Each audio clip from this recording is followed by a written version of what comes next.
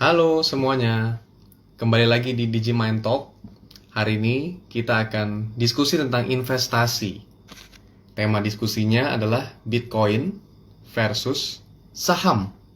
Mana yang lebih baik? Jadi, hari ini kita akan kedatangan Jonathan Jordian. Bro Jonathan ini adalah seorang motivator, entrepreneur, dan investor. Bro Jonathan sudah hadir. Kita langsung invite.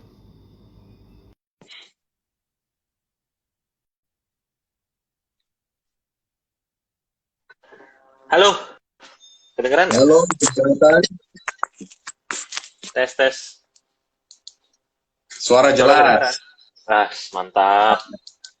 Thank you, Thank thank you. you, Bro Jonathan. Udah kasih waktu. Lagi makan malam sinca nih kayaknya nih ya. Udah Rapi kelar, udah banget nih. kelar. Justru tadi abis ada acara meeting dulu, pulang makan bentar, langsung pakai baju yang sama lah, nggak usah mandi dulu gitu loh. Jadi langsung aja. Gokil. Thank you, Bro Jonathan. Sebelumnya buat waktunya. Sebelumnya, Sama-sama. gue kenalin dulu nih penonton kita. Tadi gue udah bahas-bahas sedikit tentang siapa lu, tapi gue kenalin dulu siapa penonton kita. Penonton Oke. kita yang live ataupun yang nontonnya setelah ini di save jadi IGTV, itu rata-rata adalah owner UMKM. Jadi, Oke.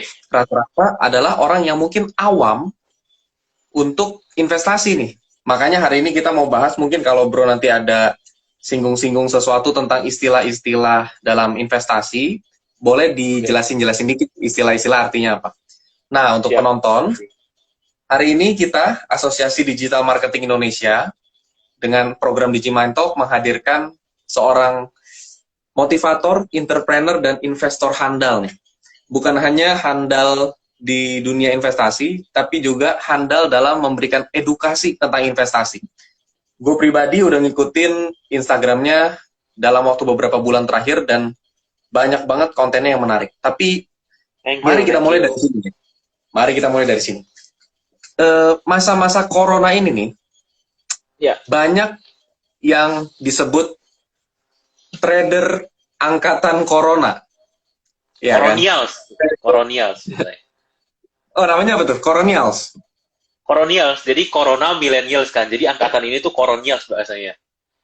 Nah, Coronials. Coronials ini tentu juga kemungkinan besar adalah yang nonton acara ini hari ini. Halo para Oke. Coronials.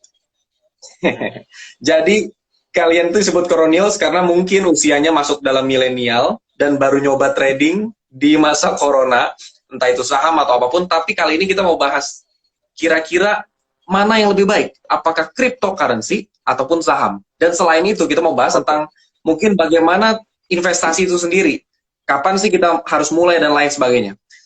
Bro Jonathan, ini pertanyaan Ya. pertama gue adalah kesibukan apa sekarang ini? Oke. Jadi kebanyakan orang kan kalau naik kerjaan gue apa ya? Kalau kerjaan gue itu lebih ke arah memang dari pasar modal dulu. Kemampuan dari pasar modal dalam menganalisa saham, melihat perusahaan-perusahaan yang bagus untuk diinvest, itu membuat gue jadi jeli untuk melihat perusahaan-perusahaan kecil, SMI, UMKM yang melihat kita potensi, kita bisa masuk invest ke dalam sana. Nah, jadi berawal dari sana, dan tentunya orang yang sudah di dalam pasar modal itu nggak mungkin bisa melupakan indahnya pasar modal. Jadi gue tetap orang yang tetap bergerak di bidang investasi di pasar modal, tapi dengan pengalaman itu gue bisa bergerak jadi seorang entrepreneur dan juga investor. Nah, dari pengetahuan itu gue bisa gerak jadi seorang pengajar, pembicara ya untuk memberikan motivasi kepada orang juga lah. Tapi kita ada konkretnya juga setelah itu ngapain. Kurang lebih begitulah Oke. garis besar ya. Berarti sebenarnya lu mulai dari pengalaman konkret dulu, baru lu mulai ngajar orang tentang apa yang udah lu alamin. Bukan dari teori dulu sambil lu jalanin praktek gitu ya. Ya, kalau gue itu ngajar itu gue nggak pernah bikin kelas apapun, nggak pernah bikin kelas apapun, lalu juga tidak berencana bikin workshop juga untuk dekat-dekat ini. Biasanya yang panggil kayak kampus atau apa yang mahasiswa banyak. Nah, di situ gue ngomong. Nah, tapi tentunya benar, berbekal dari pasar modal dulu. Nah, dari 2015 tuh. Kayak gitu. Oke. Apa sih bro yang lu maksud pasar modal nih? Atau pasar Jadi modal pasar, jenis apa yang lu maksudin?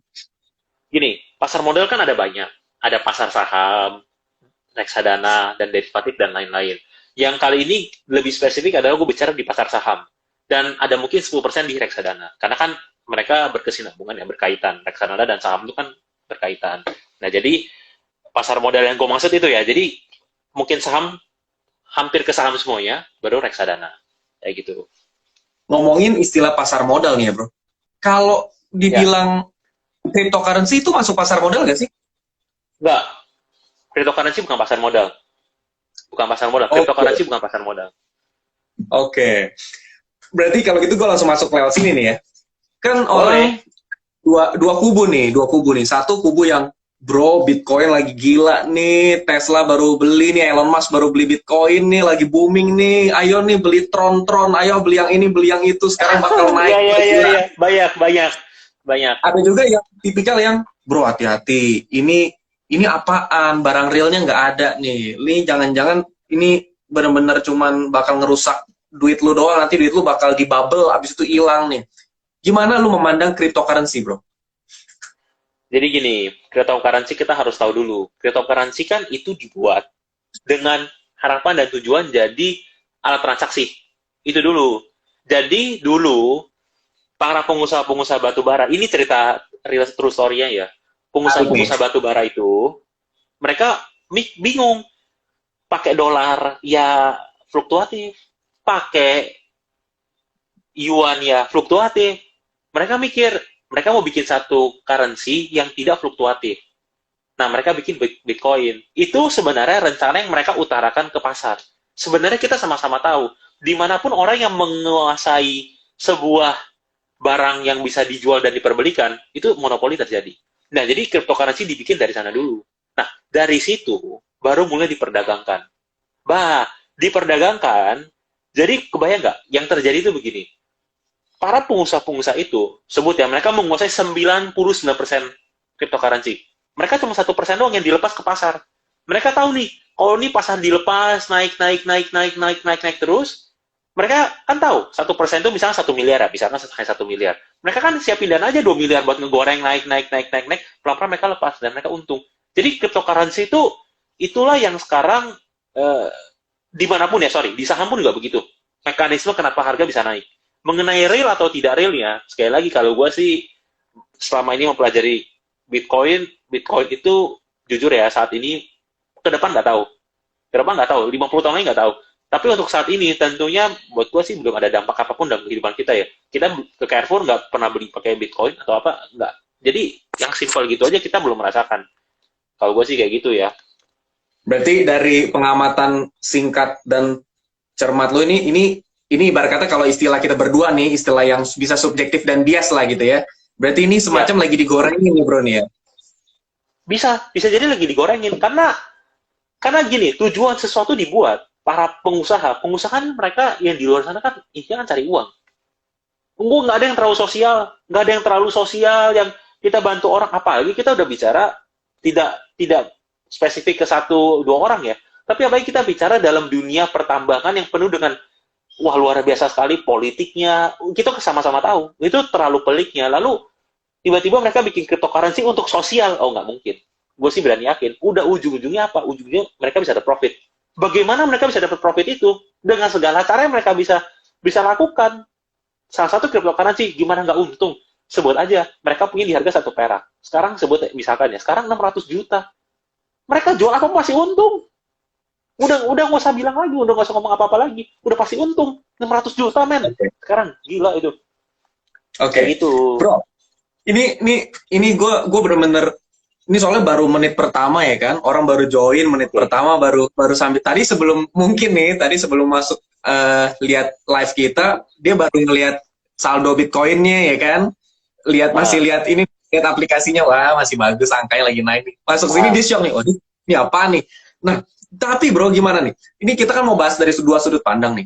Tadi kita udah dapat dari sudut pandang semacam dari market real nih. Itu kita belum pakai sama sekali. Tapi dari sudut pandang betul. ini gimana? Gimana pandangan lu tentang Elon Musk yang baru-baru ini ikut andil besar dalam perubahan salah satu cryptocurrency yang terkenal Bitcoin lah. Gue tahu.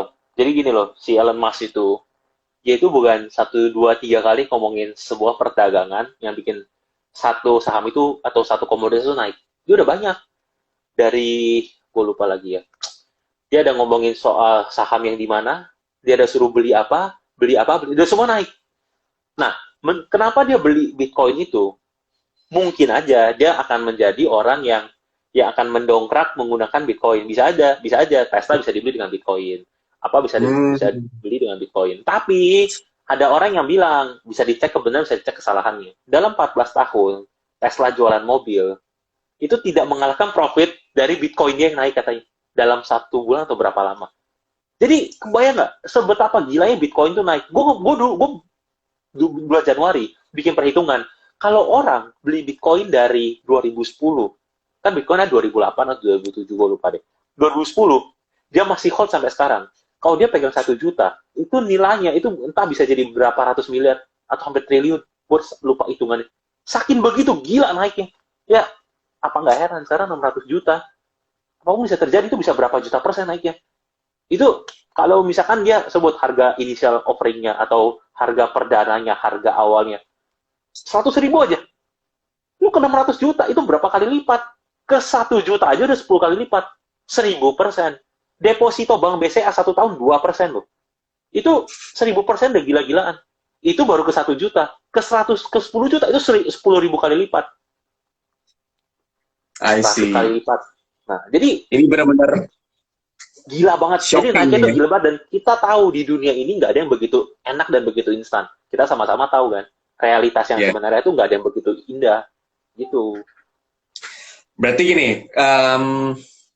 gue mulai nangkep nih ya. Lu jelas-jelas nih udah memberikan apa ya, warning yang begitu keras, bukan lagi lembut ya kan? Lu memberikan warning yang begitu keras. Berarti kalau kita, let's say kita punya tabungan 10% yang mau kita investasiin, berarti secara kasar jauh lebih baik masuk ke pasar modal yang jelas adalah contohnya saham, gitu ya bro ya? Bisa dijelaskan juga ini. Dari satu sudut pandang nih ceritanya. Nah, tapi ketika, tadi Bitcoin tuh sekelibat dulu. Nah, sekarang gue mau sekelibat tentang saham. Kan juga saham seperti yang lu bilang bisa digoreng. Nah, sekarang gimana cara seorang trader pemula, apalagi kolonials, memulai nih di dunia Bitcoin yang bisa digoreng, saham yang bisa digoreng, gimana dia bisa memulai di salah satu dari keduanya? Atau mungkin di saham, gimana dia bisa memulai menjadi trader yang baik? Gini, kalau kita namanya memulai, kalau teknisnya ya, tentu harus punya rekening sekuritas, rekening account, itu mulai dari sana. Tapi kalau memulai menjadi trader, dimanapun itu mindset paling penting. Itu mindset paling penting. Jadi gini, kalau misalkan tadi gue jawab pertanyaan, kalau dia misalnya dari punya 100 juta, lalu dia bilang, dia 10 juta ingin diinvestasikan. 10 juta ya, 10%-nya. Apakah ke Bitcoin atau ke saham? Gue bilang, tidak ada yang salah dengan Bitcoin. Kalau misalnya orang nanya, boleh nggak trading Bitcoin? Boleh, gue bilang. Silakan. Tapi, udah siap rugi belum? Kalau siap rugi, belilah. Yang gue maksud adalah begini. Jika terjadi penurunan harga, atau terjadi kehilangan currency itu, atau ibaratnya uang lu hilang, nah, lu nggak gila.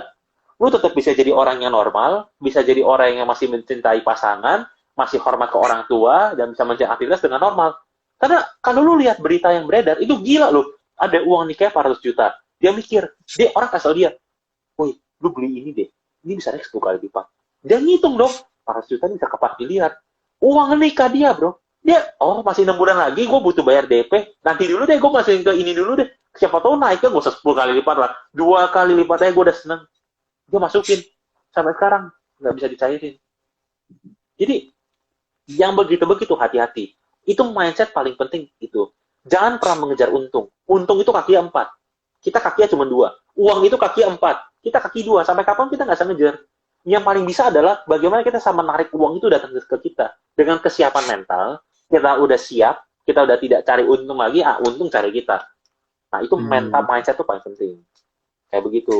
Jadi kalau orang mau masuk kemanapun, terserah. Ini kunci pertama nih ya buat trader pemula, siapapun itu, atau kolonial atau siapapun, ketika memulai untuk trading, usahakan uang itu yang siap di trading adalah uang yang siap hilang. Yang kalau hilang masih, ya udahlah, duit hilang gitu ya. Jangan sampai itu duit pinjaman. Apalagi pinjem di platform online ya kan. Cuman kasih foto KTP, pinjem online, karena viralnya kan begitu nih bro. Orang pinjam online, terus dia tradingin, habis segala-galanya selesai itu. Nah, Betul. menarik. Selanjutnya. Oke, satu, gue tangkep bahwa kita harus siapin duit untuk tradingan itu, duit yang siap hilang.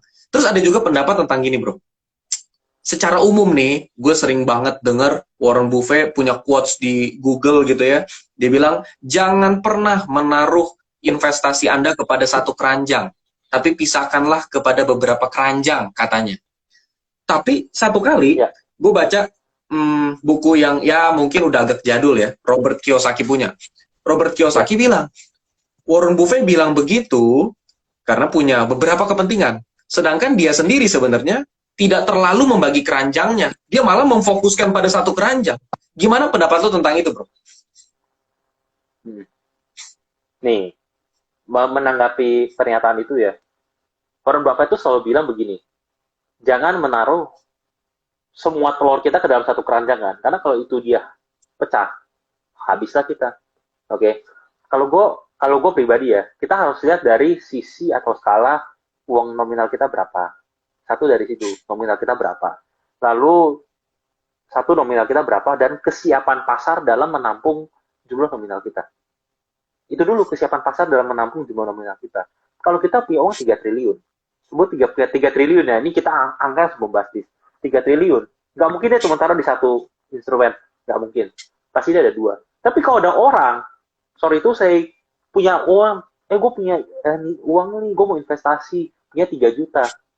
Sorry, bukan yang mengecilkan nilai uang itu, tapi 3 juta. Dia bilang, tapi kan nggak boleh cuma di satu lini, nggak boleh cuma di satu keranjang, gue harus bisain kemana ya.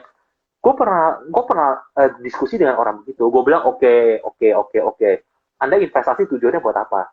Dengan 3 juta itu. Iya, saya kan mau biar masa depan saya tenang. Terus gue menelan ludah gitu. Gue gimana ngomongnya? 3 juta. Oke deh, Pak. Dalam 20 tahun, Pak. Dalam 20 tahun. 3 juta ini, Pak. 3 juta ini ya. Naik loh, Pak. 50 kali lipat. Gede nggak, Pak? Gede. Dalam berapa kali gue bilang 30 tahun ya? Itu 20 tahun. Iya. 50 kali 20 lipat. tahun ya. Oh, naik 20 tahun naik 50 kali lipat. Meskipun belum ada yang begitu ya. 20 tahun 50 kali lipat, oh bisa. Oke, 50 kali lipat naik. Dia taruh 3 juta dia. Dia demin 20 tahun lagi dia ambil. Jadi 150 juta. 20 tahun lagi dia hidup 150 juta, itu hilangnya cepat. Dan kita bisa psikologi. Orang punya 3 juta. Bisa yakin nggak? Kalau dia udah naik 2 kali lipat aja, yakinnya dia tetap pegang. Dia udah naik 2 kali lipat, dia turun lagi tuh. Dia turun lagi, terus dia mulai naik lagi. Yakinnya dia kuat pegang sampai 20 tahun. Dengan uang 3 juta. Makanya gue selalu bilang begini, untuk kita yang masih, dananya masih nggak terlalu gede ya. Dalam arti nggak terlalu besar, kalau gue sih bilangnya di bawah. Kalau gue ya, ini persepsi gue, di bawah 200 juta. Kita nggak apa-apa, kalau gue ya, gue nggak pernah ada masalah di satu instrumen. Selama kebutuhan hidup gue udah aman dalam 24 bulan ke depan. Jadi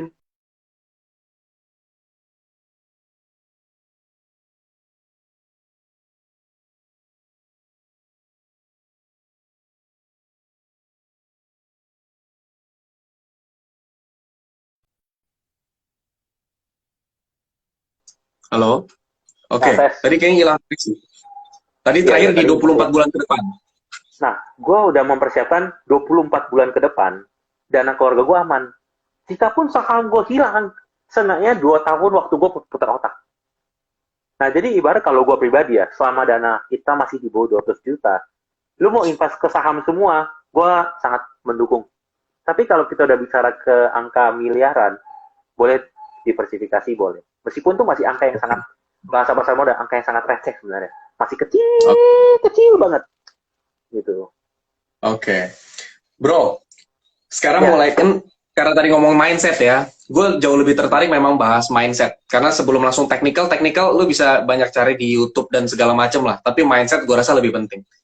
Mindset kebanyakan orang tentang Bitcoin ataupun saham, itu seringkali awal-awalnya dikaitin sama judi. Ya, setuju gua. Nah, setuju. Gimana pendapat lo tentang itu? Gini, sebenarnya kan kalau kita bicara judi ya, judi itu kan merupakan suatu kegiatan yang dimana kita mempertaruhkan sesuatu untuk mendapatkan sesuatu. Sebenarnya itu definisi judi. Jadi sebenarnya gini, kita pilih, misalkan ya, kita pilih menikah. Kita nikah atau pacaran deh. Itu sebenarnya kita judi juga. Kita memilih sesuatu dan ada resikonya. Sebenarnya semua hidup kita yang ada persentase 50-50 itu bisa dibilang gambling atau berjudi. Karena kita nggak tahu masa depan. Tapi gimana kita meminimalisir tingkat perjudian. Gini, judi itu konteksnya negatif. Tapi kalau kita mau telusuri dengan realistis, semua hidup kita berhubungan dengan probabilitas. Jadi susah ngomong. Tapi kalau di saham dan Bitcoin, kita akan lihat begini, judi yang sebenar-benarnya itu bagaimana. Gue mau tanya. Orang-orang kan suka bilang, ya judi itu kan kalau nggak ada analisa. Biasa orang suka ngomong gitu. Judi itu kan nggak ada analisa. Kalau judi itu kan nggak kelihatan, nggak ada barangnya. Gue mau tanya begini, main bola. Lu lagi lewat nih, satu desa. Lu lihat nih, desanya lagi main. Desa A lawan desa B. Lu sama temen lu bilang, taruhan yuk kita. Kalau gue bilang desa A menang, 150.000 ya. Dia bilang, yaudah gue pegang desa B deh. Dasar dia apa? Ngomong, ya nggak ada dasarnya kan, gambling aja, judi aja dong. Tapi kalau gue tanya, Chelsea lawan Manchester United. Chelsea lawan MU nih. Orang bilang Chelsea bisa menang, kenapa? Dia lihat, wah ini pemain nomor 10-nya nih, kaptennya ini lagi dewa-dewanya nih. Wah ini kalau udah ada pemain ini di MU udah nggak bisa kalah punya. Ini pasti cetak gol 10-nya minimal ya. Ini bahasa lebay. Udah pasti cetak gol. Terus kita taruhan. Gue yakin MU menang nih karena ada pemain ini. Analisa loh itu. Judi nggak? Nah, gue sering tanya orang kayak gitu. Dia mikir, itu benar juga ya. Katanya, gue bilang, tadi kan katanya nggak pakai analisa. Bola lo sekarang judi nggak? Judi kalau bola. Tapi ada analisa lo ini loh. Chelsea dan MU lo analisa kan? Dia mikir, benar juga ya. Nah, yang membedakan tuh adalah kalau di saham, saat lu membeli saham, lu dapat kepemilikan. Itu udah bukan judi lagi. Karena lu kepemilikan, lu berhak datang ke RUPS, lu punya suara menentukan mau bagi dividen atau tidak bagi dividen. Ah, gue udah lewatin tuh 6 tahun gue sendiri RUPS. Meskipun suara gue nggak gede, tapi sebenarnya gue kasih suara bagi dividen, bagi dividen, bagi dividen. Dan kita melihat perusahaan itu kalau berkembang, kita juga senang. Dia berkembang, dan dia bisa kayak teman-teman di sini UMKM deh. Gue yakin UMKM nggak semua orang yang nonton punya modal sendiri. Nggak, gue yakin nggak semua pakai modal sendiri. Pasti pakai modal orang lain atau pihak ketiga. Kita bagi dia saham. Apakah itu judi? Ya kalau bisnisnya hancur, rusak, ya udahlah kita resiko bisnis. Nah, investasi di saham pun ya begitu, kurang lebih biar gampangnya. Misalkan gue jualan bakso, gue tawarin, bro, lu mau invest ke bakso gue nggak? Dia bilang mau. Berapa nih? Ya modal gue 10 juta. Lu 5 juta, gue 5 juta deh. Lu 50%, gue 50%. Boleh dong. Terus kalau misalkan usaha gue, bakso gue ibaratnya tutup, atau kena COVID, gak ada yang beli, mau ngomong apa kita? Ini resiko kita. Saham kita mau jual ke siapa? Ini gerobak nih, paling dia tinggal berapa? 4 juta, ya udah kita bagi 2 juta, 2 juta. Ada kerugian yang terjadi. Nah, jadi, gue selalu mau bilang, kalau orang ada yang bilang judi, ketahuilah hidup kita semua penuh dengan probabilitas. Lalu yang membedakan di saham, bukan sekedar analisanya, tapi kepemilikannya. Meskipun saham jadi judi, bisa. Tergantung kitanya sendiri. Kalau memang kita mau dia jadi judi, jadilah judi. Kita beli aja, nggak tahu apa lo beli. Pokoknya udah kita menjadikan itu judi. Itu dia. Yes. Ya, begitu. Wow. Tadinya gue pikir lo bakal simple answer bahas bahwa ini nggak judi karena ini ada analisa. Ternyata lo malah balik ya. Ternyata judi pun pakai analisa. Apakah itu nggak jadi judi? Tetap juga judi. Wah, menarik, gila nih. Oke. Memang benar begitu. Iya, gila nih. Oke, gini. Oke, gue mulai agak sedikit spesifik nih ya ke dunia saham, di mana lu cukup lama berkelut di sana gitu ya. Kalau ngomongin saham, banyak orang kan punya ekspektasi duitnya dalam 1 tahun minimal itu sudah berapa puluh persen, berapa kali lipat berputar. Ada yang nentuin, at least menurut gue yang baik itu 1 tahun udah 10%, at least udah berkali-kali lipat daripada deposito.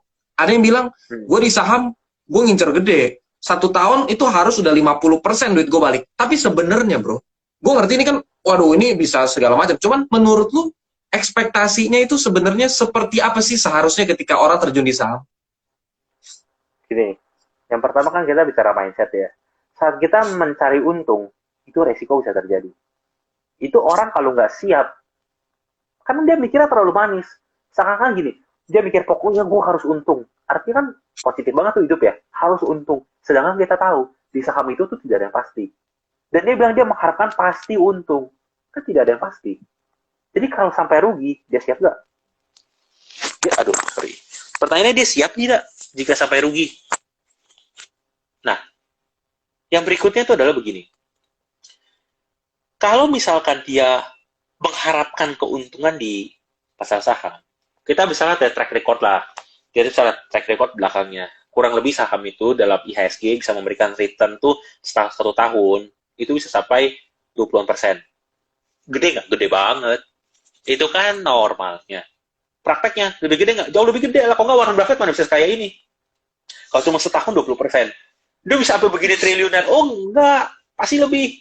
Makanya Warren Buffett sampai bilang, keajaiban dunia nomor 8 atau 9 yang terbaru, itu adalah bunga berbunga. Nah, saham yang kita pegang berbunga. Misalnya gini ya, kita pegang di harga 100. Tahun depan, 150. Kan naiknya 50% tuh. Kita untung 50%. Tapi dari 100 ke 150, naiknya kan 50 poin. Atau 50% juga. 150 tahun depan, dia naik juga. Perusahaannya naik double. Sahamnya ikutan naik. Misalkan 50% lagi. 150 kan tambah 75 berarti. 225. Untung kita berapa? 125%. Nah, itu maksud gue bunga berbunga. Itu yang bikin kenapa investor yang makin lama makin kaya. Oh, udah gak usah ditawar, gak usah ditanya. Yang makin lama makin kaya. Udah pasti. Nah, itu tuh. Jadi, kalau mau ditanya berapa persentase keuntungan, satu, bisa dicek dulu di Google. Saham yang mau kita beli, contoh spesifiknya BBRI, BBCA, Mandiri, BNI, Unilever, Indofood, Astra, terserah. Tapi kalau mindset kita, wah pokoknya harus untung. Kalau kejadian kayak 2018, siap nggak dia? Try to borrow dulu 2018. Itu jantung orang bisa lepas 8 murad, 8 bulan, IHSG merah. Tidak ada hijau. 8 bulan loh. Kalau orang baru masuk, itu udah mindset, keluar mindset, masih merah. Sanggup nggak nahannya? Itu pertama. 2020, saat terjadi awal-awal COVID, semua orang tuh panik. Gak ada yang gak panik. Satu dunia panik, semuanya panik. Dari Maret sampai kurang lebih Mei, itu turunnya gila-gila. Pertanyaan, sanggup gak? Mentalnya ada nggak buat di sana? Dan kalau rugi gimana? Siap nggak? Makanya aku selalu bilang, prinsip pertama adalah, jika rugi, Anda tetap menjadi orang yang baik, tidak stres, tidak merusak keluarga. Nah, itu dulu. Untung gampang lah. Kalau Anda pegang saham yang bagus, Anda diemin udah pasti untung. Udah merem aja itu, pasti untung. Kayak gitu. Bro, ada sedikit, gue nggak tahu ini mitos atau fakta nih ya. Ada yang berpikir bahwa kalau gue pegang saham yang blue chip nih, saham-saham yang gede-gede yang tadi lu sebutin itu, nggak mungkin rugi. Tapi tadi juga lu ada mention bahwa saham tuh nggak selalu untung. Jadi sebenarnya apakah kalau megang saham blue chip itu nggak mungkin rugi? Atau mungkin rugi? Atau kayak gimana, bro? Oke. Gue tadi baca komen ya. Panik sampai panas dingin, panik banget. Itu mereka pasti lewatin tuh masa-masa lagi turun-turunnya, pasti panik semua tuh. Komen-komennya. Oke, gini. Saham blue chip, tidak semua saham pasti naik. Tidak semua saham blue chip pasti untung. Itu adalah satu keharusan, satu kepastian. Tidak semua saham pasti naik. Tapi ada saham-saham tertentu yang kalau dalam jangka panjang terbukti selama puluhan tahun masih untung. Jadi begini, simpelnya dan mudahnya kita begini. Contoh saham itu kan sebuah perusahaan melepaskan kepemilikan mereka. Misalkan BCA. Dia lepas kepemilikan dia, kita boleh beli. Yang jadi patokannya dilihat selama BCA masih beroperasi, selama BCA masih mencatat keuntungan, masih selama BCA itu masih beroperasi, ekspansi, masih ada untung. Cenderung saham kita pasti akan tetap naik. Dan apalagi kita ini di negara berkembang. Itu bedanya. Negara berkembang, Indonesia dibuka investasi sebanyak-banyaknya. Kebayang nggak saat investasi datang? Misalkan, Tesla mau datang. Tesla datang nih, dia pasang. Apakah cuma Tesla doang yang naik? Tesla itu kan butuh kantor. Dia kan butuh ngecat.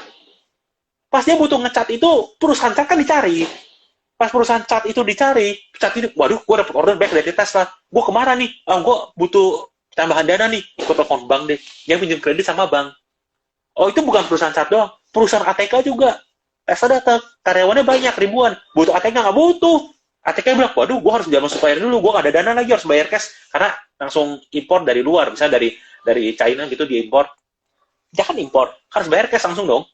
Dia pinjam dari mana? Dari bank. Jadi dengan negara berkembang ini, perjalanan dan keuntungan masih jauhnya, waduh nggak kira-kira.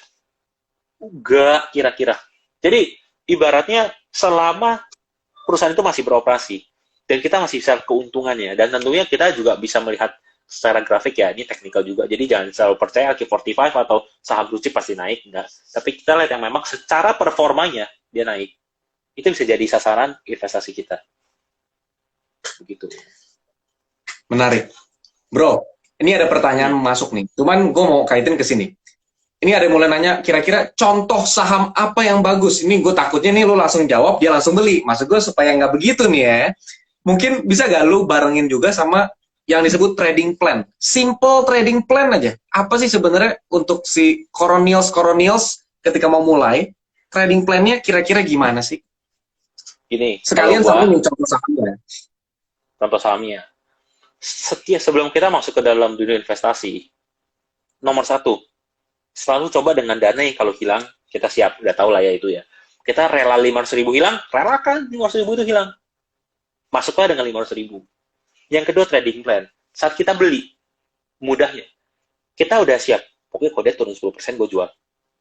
Pokoknya kalau dia turun 10%, gue harus jual. Apapun yang terjadi, dunia bergoncang, langit bergelora, laut-laut bergelora, semuanya ombak terjadi, pokoknya 10% gue harus jual. Mau nanti ada presiden ganti lagi, mau Jokowi ntar ganti, atau siapapun, gue gak peduli. Pokoknya 10% gue jual. Nah, siapin titik cut loss di sana. Dan yang ketiga ada disclaimer. Tidak semua ucapan orang yang mengerti pasar modal itu saham pasti naik. Nggak. Jadi teman-teman yang dengar, jangan langsung, oh, dia bilang ini bagus nih, gue beli. Nggak begitu. Selalu cerna, dan saat kita beli adalah kesadaran masing-masing. Oke? Jadi gini, saham yang bagus apa? Kita harus lihat dari industri. Industri dulu kita lihat.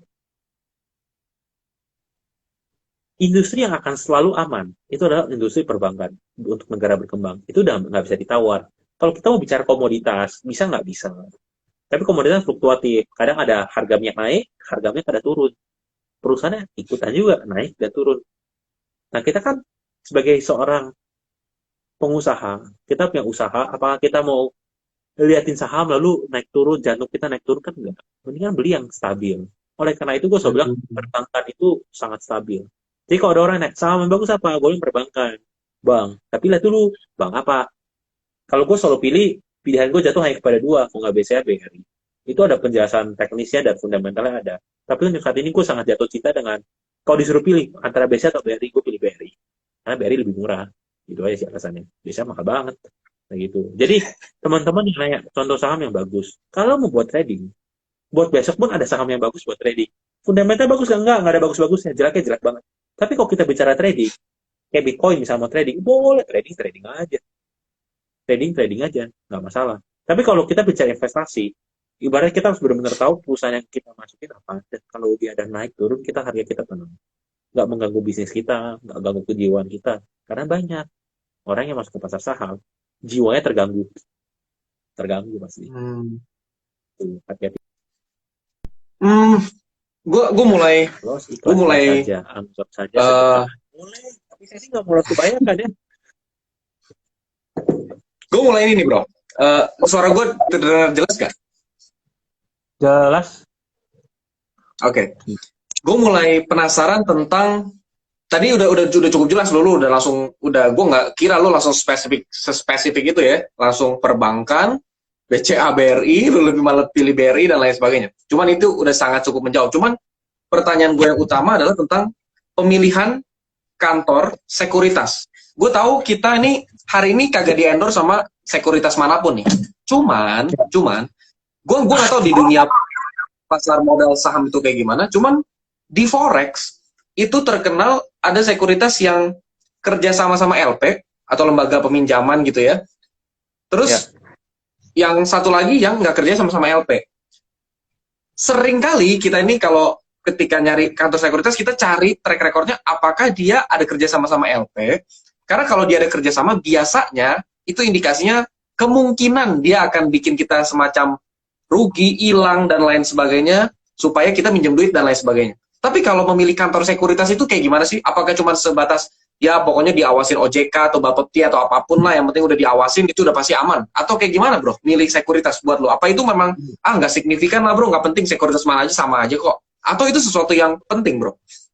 Kalau sekuritas sebenarnya semua sama aja. Sekuritas itu tidak bisa ngambil uang kita sama sekali. Kenapa? Karena uang kita bukan di sekuritas. Saham kita bukan di sekuritas. Tapi ada KSEI namanya. Kustodian Central Efek Indonesia. Dia yang menyimpan, entah KSEI atau KP ya, Clearing Penjaminan Efek Indonesia.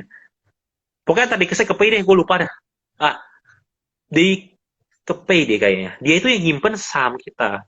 KSEI itu yang menjalankan order. Jadi, sekuritas. Kita mau pegang sekuritas apapun, nggak masalah. Selama sudah namanya sekuritas, kalau sampai dia kenapa-napa, kita bisa pindahin saham kita. Yang ke OJK aja. Nanti akan dipindah semua prosesnya. Jadi, kalau kita bicara saham, nggak masalah. Pakai sekuritas apapun, it's okay. Nggak ada masalah.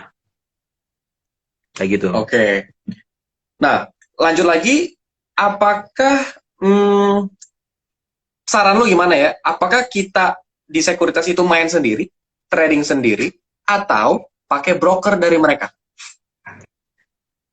Kalau untuk para milenial, gini loh, kalau tugas broker itu kan dia bukan memainkan dana kita. Kalau dia memainkan dana kita, itu udah bukan saham, tapi reksadana. Kenapa? Ada manajer investasi yang mengelola dana. Itu udah reksadana. Tapi kalau kita, ngapain pakai broker? Kita pakai online sekarang bisa. Konteksnya itu ya. Kalau kita mau kelola pakai broker, artinya kan kita telepon, Pak, tolong beliin ya. Misalkan BB saya di harga 36.000, tolong beliin. Tapi kan kita online, beli sendiri. Dan fee-nya jauh lebih murah. Kalau kita pakai broker itu mahal, fee-nya kan ada yang ngerjain. Tapi kalau kita online lebih murah. Jadi kalau gue selalu bilang begini, anak-anak muda, gue lihat ya, banyak banget orang di saham. Dia tukang sapu aja, satpam, dia taksi, profesinya taksi. Mereka bisa investasi. Jadi, kalau kita bilang kita nggak bisa investasi, itu nggak mungkin. Nggak mungkin. Kita bilang nggak, itu bisa belajar. Semua bisa belajar. Kayak gitu. Oke.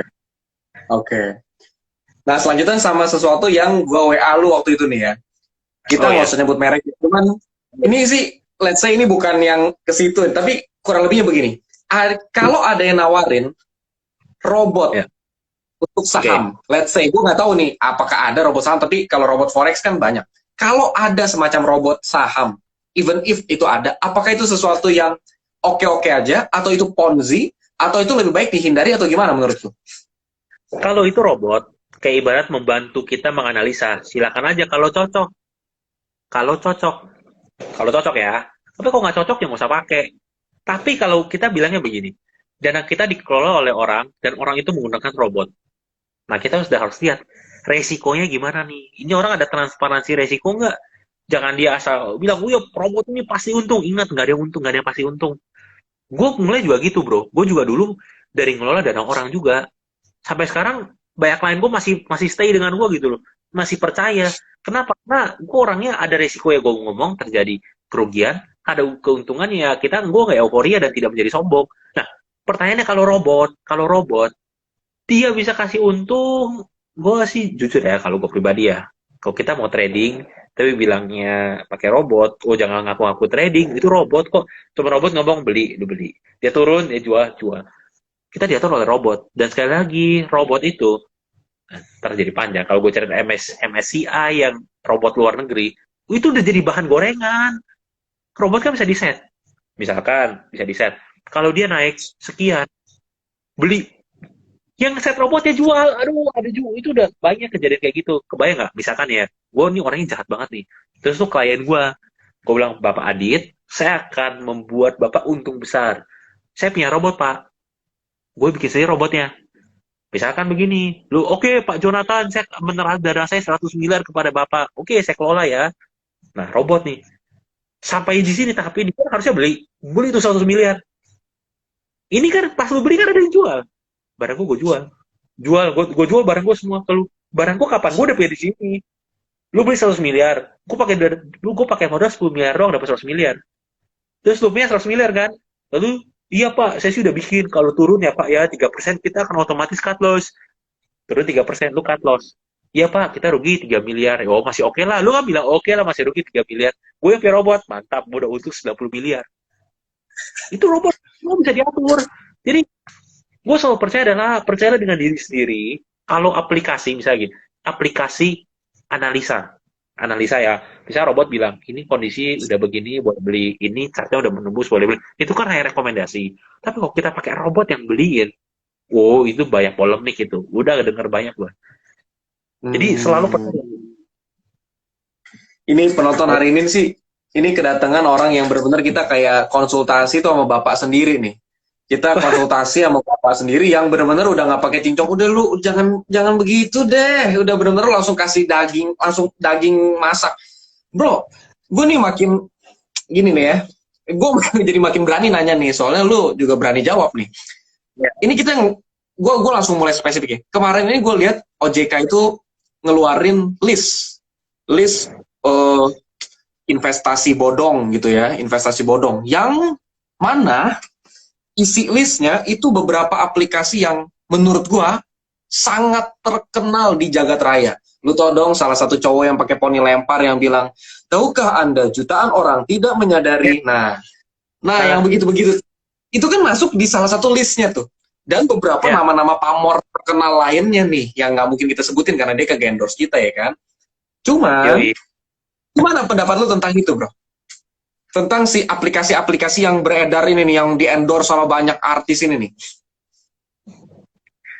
Gini, tadi gue udah baca komen, bapak gue kalah malah. Oke, oke, gini. Gini, kalau gue bilang ya, saat ada suatu aplikasi yang dimana berhubungan dengan uang, atau berhubungan dengan sesuatu yang membuat dunia ini goncang-gancing. Dunia ini kita goncang-gancing kan semua karena uang ya. Ini perang karena ini karena apa? Perang dagang. Itu kenapa? Oh, bukan karena istri itu. Karena uang. Bukan karena istri itu. Bukan karena uang. Saudara bisa bunuh-bunuhan karena uang. Jadi kita bicara begini. Saat ada sebuah aplikasi yang berhubungan dengan uang, tingkat kepercayaan kita terhadap sesuatu harus lebih meningkat. Harus lebih meningkat. Contoh misalkan aplikasi itu ya. Aplikasi itu. Apakah ada yang salah dengan aplikasi itu? Kalau OJK bilang itu investasi bodong, gua rasa mereka kalau mereka menghimpun dana, udah itu delete aja lah, lupakan. Tapi kalau mereka hanya aplikasi yang belum di-verified oleh OJK, sejauh dia tidak mengambil uang, masih belum masalah. Karena OJK gini, dia ada suka bilang kasih warning, ini merupakan platform yang tidak kita verifikasi. Ini kita belum tahu ini aplikasi apa. Jadi masyarakat harus hati-hati dengan ini. Nah, jadi OJK yang kasih warning. Tapi apakah itu jelek? Belum tentu. Dan tidak selalu kita, Hmm. kalau tidak selalu gue bilang OJK benar. Karena OJK itu sekali lagi, yang di lapangan beda. OJK itu dilarang untuk masuk ke dalam lapangan secara real. Kayak ibarat OJK, Bursa Efek Indonesia, pekerja-pekerjanya itu nggak boleh punya rekening saham. Nggak boleh punya. Takutnya ada insider bahasanya. Jadi terkadang yang di lapangan, mungkin karena masyarakat heboh kan, OJK bilang, oh ini kita nggak tahu nih, kita nggak tahu. Langsung bikin berita, di up langsung naik. Platform yang macam ini kita belum tahu ya. Jadi harus semua masyarakat hati-hati. Masyarakat tetap pada takut kan. Nah, jadi bukan yang mau bilang dia sekali lagi jelek, bukan loh. Tapi kita belum tahu kebenaran. Hmm. Itu aja. Oke, berarti kalau nggak masuk listnya OJK, maksudnya nggak di-verified, bukan berarti pasti jelek. Cuman belum tentu bagus, karena memang belum di-verified. Tapi kalau di-verified, duit lu pasti aman, karena itu disimpan yang tadi lu bilang itulah, intinya ada yang ini dan segala macam ya. Interesting. Dan begini Interesting. juga, tidak perlu yang OJK verify itu aman. Oh, nggak tentu juga. Jadi, Ah, ya, makanya kita tinggal di dalam, gini loh, kalau orang bilang ya, orang soal nanya, jadi nggak ada investasi yang aman dong? Gue mau bilang, ya, tidak ada investasi yang aman-aman banget. 2008, Lehman Brothers itu bangkrut. Itu bank loh, sorry. Itu adalah lembaga keuangan nomor 4 terbesar di Amerika. Hampir kayak bank dia, bisa dibilang bank. Lembaga keuangan loh, bangkrut nomor 4 terbesar di Amerika loh. Jadi yang paling bisa kita adalah selalu setiap tahun kita harus verifikasi investasi kita. Kan gue selalu bilang tidak ada hmm. nama free, tidak ada nama freelance. Yang orang bilang saya taruh untuk selamanya dan saya akan kaya raya selamanya, tidak ada begitu. Itu di dongeng ya, di dunia nyata enggak. Apapun bisa terjadi. Bisa satu hari perusahaan ini bangkrut. Contoh kita bilang BCA sekarang kuat, kokoh, megah. Gak mungkin bangkrut. Persis kayak 2008, gue gak bilang biasanya akan bangkrut ya. Tapi 2008 Lehman Brothers yang orang juga bilang gak mungkin bangkrut. Tapi kok bisa terjadi? Itu menandakan apa? Tidak ada yang abadi dalam dunia ini. Udah gak ada. Apapun bisa lenyap, apapun bisa bangkrut. Oleh karena itu Oke. pentingnya kita selalu evaluasi di sana. Oke. Misalkan gini bro, kalau bangkrutnya gara-gara loss waktu trading, oke lah ya. Tapi kalau yang Ya. tadi gue mau mempertegas sih. Tapi apakah mungkin kalau sekuritas yang udah dijamin OJK itu tidak bisa kita percaya, maksudnya bisa ngilangin duit kita, padahal kita nggak loss dalam trading, apakah mungkin itu? Nah, kalau sekuritas aman. Oke. Kenapa sekuritas aman? Tapi maksudnya kayak gini, kita yang di verified OJK kan banyak.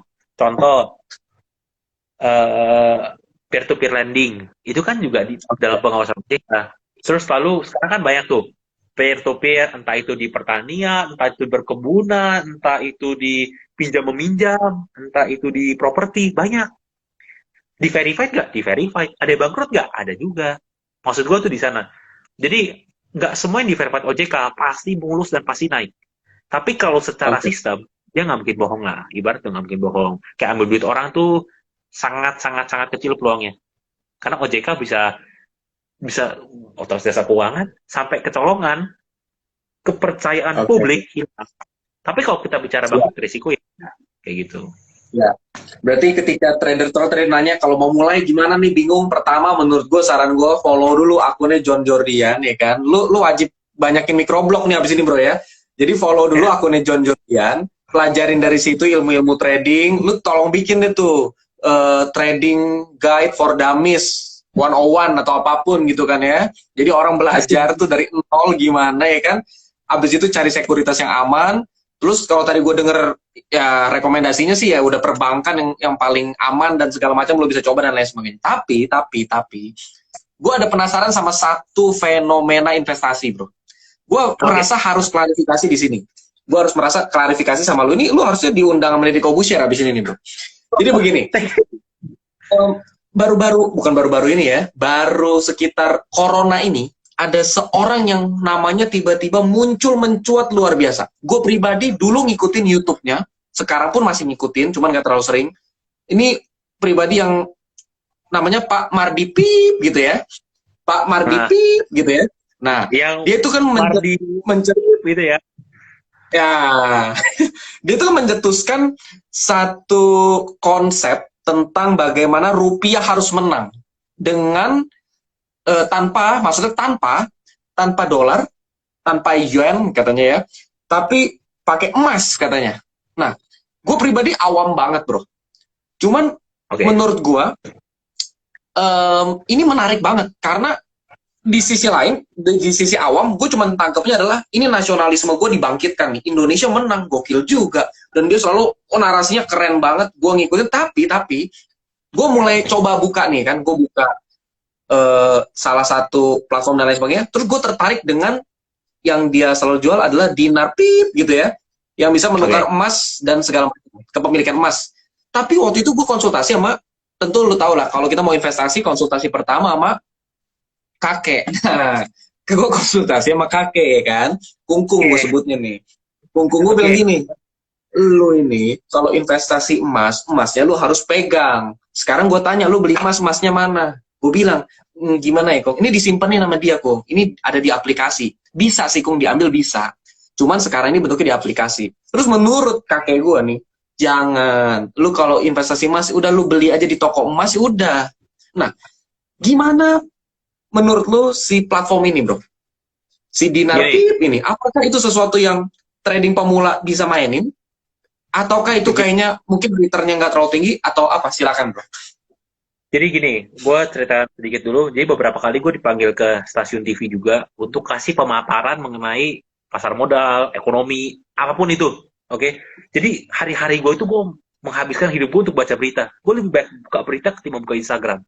Jadi pagi itu gue udah pasti buka berita, CNN, CNBC, semua gue bacain. Internasional, nasional, semua gue bacain. Ekonomi apalagi. Jadi begini, semua yang namanya aplikasi dibuat untuk investasi, ada bagusnya dan juga ada negatifnya. Contoh, gue jujur gue nggak mendalami si Bapak Marpip itu untuk mau ngapain, gue nggak terlalu tahu. Tapi kalau gue nangkap sekilas, dia mau bikin aplikasi di mana orang bisa beli emas gitu maksudnya. Yes. Dia bisa beli Bisa emas, beli emas, lalu rupiah, tapi emasnya benar-benar bisa murah banget. Lu kayak 100.000 atau berapa ratus ribu udah bisa beli lah. begitu. Di mana dulu juga udah ada. Kita semua tahu. Tapi dia akan bilang periode hold, periode pegang berapa lama. Itu pasti. Kalau nggak mungkin. Kita bisa cairkan kapanpun. Tapi pasti dia ada periode hold. Lu pegang misalkan 24 bulan. Nah, biasanya kita orang-orang dia akan merekrut banyak sekali sales-sales yang hebat, yang jago memberikan sistemnya platformnya mirip. Oke, gue tahu nih. Begini,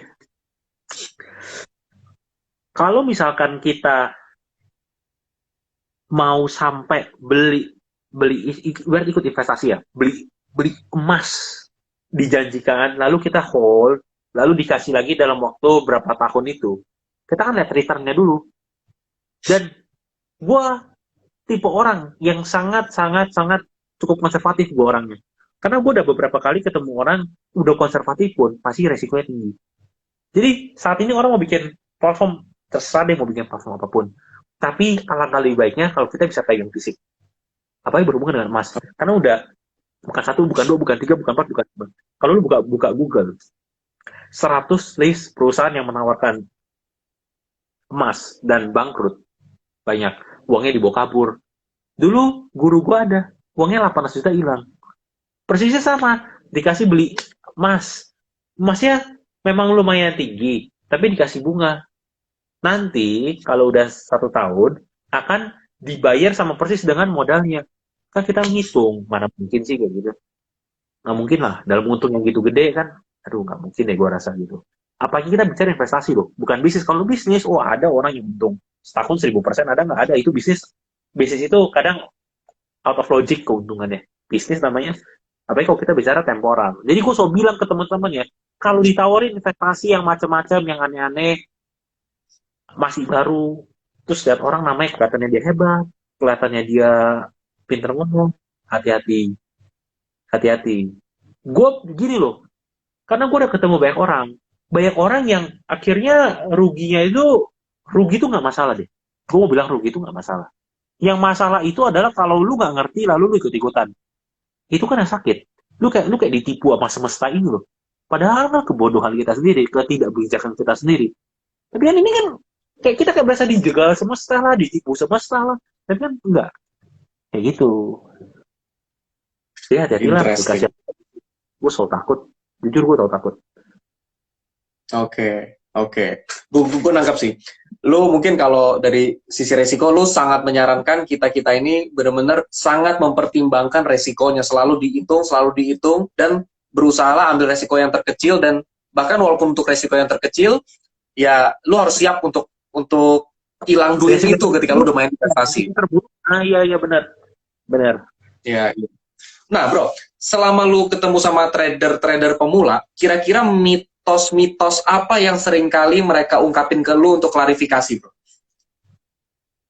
Selama gue ketemu trader pemula, mereka minta klarifikasi apa ya? Mereka selalu, rata-rata kalau trader pemula, karena pemula, mereka belum tahu loh. Yang mereka tanya cuma satu, bro, besok saham apa yang naik? Udah gitu doang pertanyaannya. Dia kira lu dukun nih. Nah, gue selalu, gue apa bikin di feeds gue ya. Orang mau naik gue tuh boleh. Tapi kalau pertanyaannya besok saham apa yang naik, gue gak pernah jawab. Karena gue juga gak tahu. Kalau gue tahu, gue jual rumah loh. Gue jual rumah, gue jual mobil, gue jual motor, gue bisa itu pasti naik. Nah, gue gak tahu. Gue kan membatasi resiko doang. Nah, kayak begitu. Jadi itu doang yang gue mau. Bro, lu lihat tuh, komen tuh. Sampai live-nya bisa dipanjangin lagi gak waktunya? Seru nih kok. Nah, kan? Selama gue live nih, gak ada yang minta dipanjangin nih, bro. Artinya mereka nih sangat-sangat terbantu nih sama live lu nih, bro. Wah, thank you. Oke. Satu memang gue tadi soalnya juga udah ada nanya kira-kira saham apa yang bagus ya kan. Tapi gue lihat sih lu benar-benar menurut gue generous lah ya, lu langsung hajar ya kan. Ini mah kacau. Ada yang komen, bro buy apa besok di harga berapa? Nah selesai lu. Tapi ngomong gini nih, gue jadi penasaran tentang di dunia ini.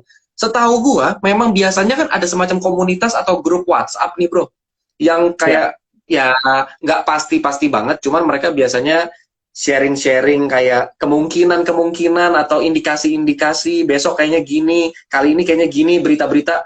Lu gimana? Komunitas-komunitas itu apakah ada yang terbuka yang lu mau undang orang di sini atau gimana, Bro?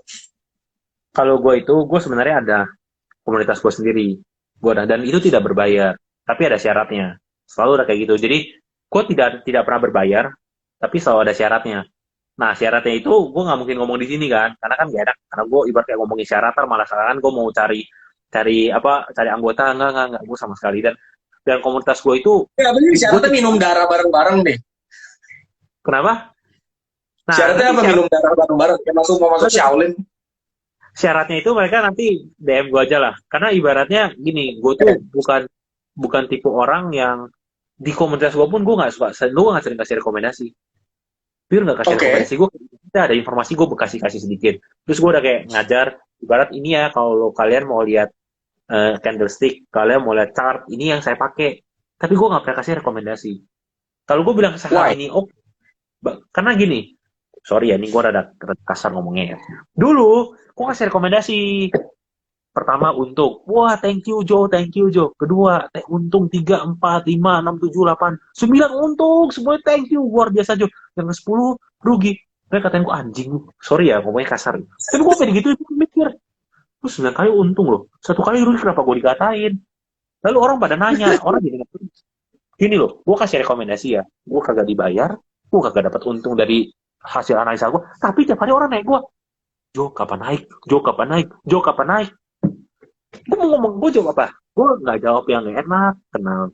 Gue mau jawab, ya pun capek kan. Kayak semua orang nanya. Jadi, gue nggak mau kasih rekomendasi. Kecuali orang yang benar-benar dekat sama gue bilang. Itu pun gue nggak asal ngomong loh. Gue akan bilang, gue sih nggak tahu ya. Gue sih saranin lu belinya dikit aja. Tapi kalau ibarat orang nanya, gue beli apa? Gue bilang, gue beli BRI. Gue berani bilang, lu beli BRI. Turun, lu beli lagi. Turun, lu beli lagi. Turun, lu beli lagi. Gue udah bilang kayak gitu. Tapi kalau udah saham second liner, yang ibaratnya hari bisa naik 30%, itu gue hati-hati. Gak semua orang siap dengan fluktuatif itu. Hati-hati itu. Interesting. Ya, itu mungkin bro, mungkin ya, yang ke-10 itu, dia karena baru gabung grupnya bro. Lu kebayang dong, untung sekali, untung 2 kali. Waktu udah untung ke-9, dia denger temennya, lu untung mulu, masuk grup mana? Dia masuk grup lu. Pas dia ngikutin saran lu yang ke-10, dia rugi. Orangnya sama. Gue masih ingat begitu. Orangnya sama. Kacau. Oke. Nih bro. Gini, gue pernah dengar katanya yang tadi lu bilang itu ya, ketika turun beli.